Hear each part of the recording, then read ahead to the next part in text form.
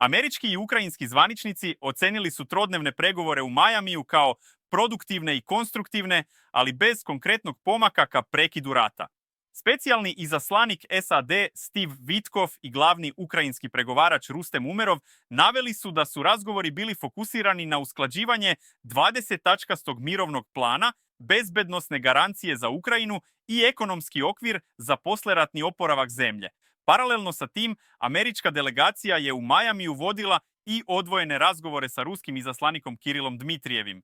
I ti sastanci su ocenjeni kao konstruktivni, ali bez naznaka da je Rusija spremna na ustupke oko ključnih pitanja. I dalje ostaje otvoreno pitanje teritorija u istočnoj Ukrajini, dok Washington pokušava da približi stavove dve strane. Cilj SAD, kako navode zvaničnici, ostaje isti: zaustavljanje ubijanja i uspostavljanje dugoročne bezbednosti u regionu. Iako se govori o napretku u tonu i komunikaciji, mirovni sporazum i dalje nije na vidiku.